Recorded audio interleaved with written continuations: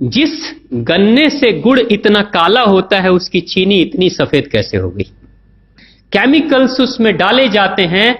और मैं एक चीनी मिल के अधिकारी जो मैनेजर है, मैं उनकी बात आपको बता रहा हूं। उन्होंने कहा कि मुझे लगभग 12 साल हो गए चीनी मिल में काम करते हुए, और जब से मैंने काम करना शुरू कर दिया चीनी मिल में, तभी से मैंने घर में चीनी लाना ही बंद कर दिया।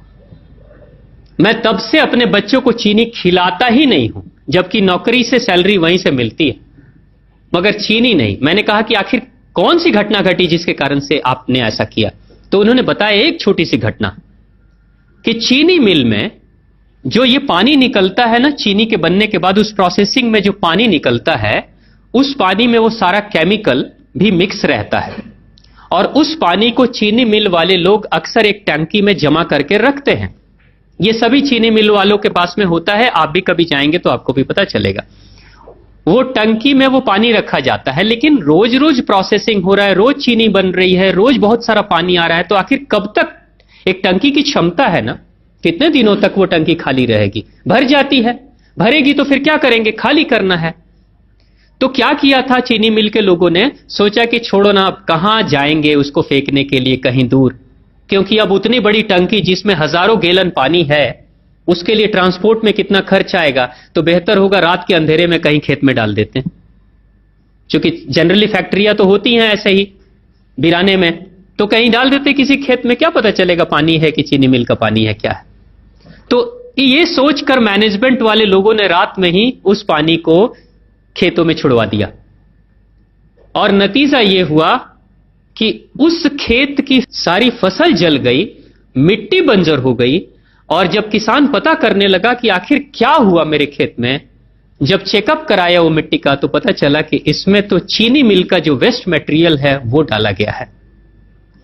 तब उसको खबर मिली कि हां, किसी स्टाफ ने बताया कि हां, हमारे चीनी मिल से ही पानी डाला गया था आपके खेत में, और पूरी मिट्टी बंजर हो गई।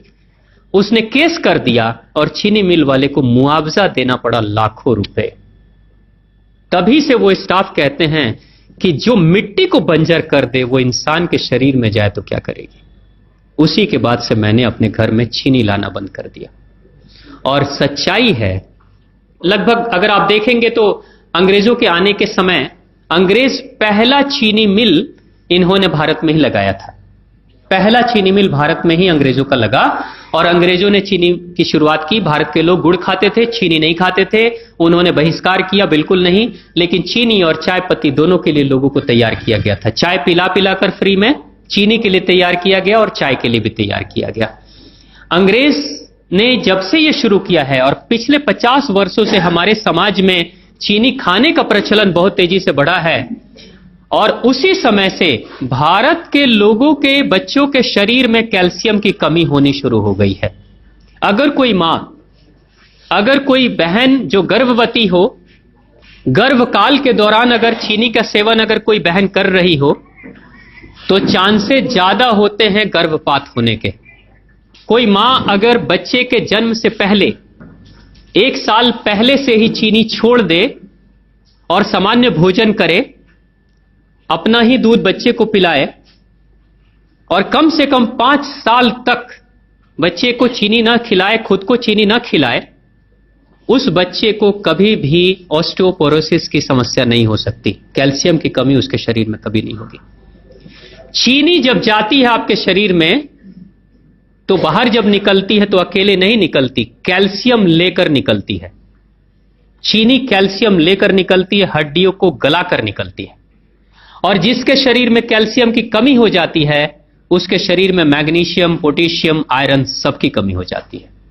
कैल्शियम वो तत्व है कि जिसके शरीर में कम हो जाए, सारे तत्व कम हो जाएंगे, और कैल्शियम की कीमत पे चीनी हम खाते हैं।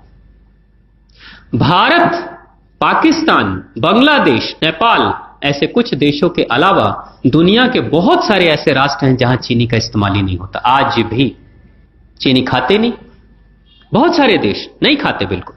आप गुड़ खाया करिए, वो ज्यादा बेहतर है, चीनी को छोड़िए।